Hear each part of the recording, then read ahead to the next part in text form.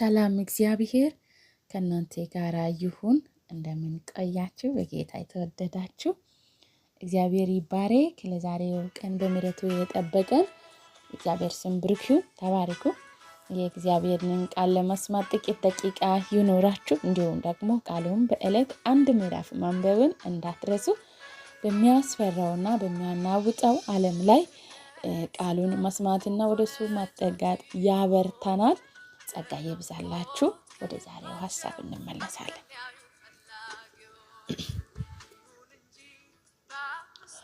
በአደጋ ጊዜ የቀረበ ጸሎት።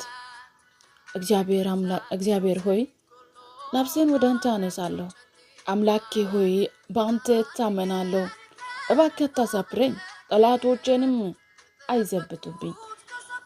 አንተን ተስፋ የሚያደርጉ ከቶ አያፍሩም። ነገር ግን እንዲሁ ያለ ምክንያት ተንኮለኞች የሆኑ ይፈሩ።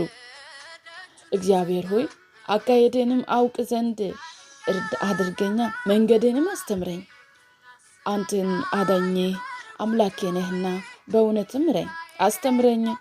ቀኑን ሙሉ አንተን ተስፋ አድርጌያለሁና እግዚአብሔር ሆይ ምሕረትህንና ፍቅርህን አስብ። እነዚህ ከጥንትም የነበሩ ናቸውና የልጅነቴን ኃጢአት መተላለፌንም አታስብብኝ። እግዚአብሔር ሆይ እንደ ቸርነትህ ብዛት እንደ ምሕረትህ መጠን አስበኝ። እግዚአብሔር መልካምና ቅን ነው። ስለዚህ ኃጢአተኞቹን በመንገዱ ይመራቸዋል፣ ዝቅ ያሉትንም በፊትህ ይመራቸዋል፣ ለትሑታንም መንገድንም ያስተምራቸዋል። ክዳኑንና ስርዓቱንም ለሚጠብቁ የእግዚአብሔር መንገድ ሁሉም ቸርና እውነት ነውና። እግዚአብሔር ሆይ ኃጢአቴ ታላቅ ነውና ስለ ስምህ ይቅር በለኝ። እግዚአብሔርን የሚፈሩ ሰው ማን ነው? በተመረጠለት መንገድም ያስተምረዋል። ዘመኑም በደስታ በተድላ ያልፈዋል። ዘሩ ምድሩንም ይወርሳል። እግዚአብሔርን ምስጢሩንም ከሚፈሩት ወዳጆቹ አይሰውርምና ክዳኑንም ይገልጥላቸዋል። ዓይኖቹ ሁሉ ጊዜ ወደ እግዚአብሔር ናቸው፣ እግሮቹም ከወጥመድ ያስለቅቃቸዋል። እነርሱም እርሱ ነውና።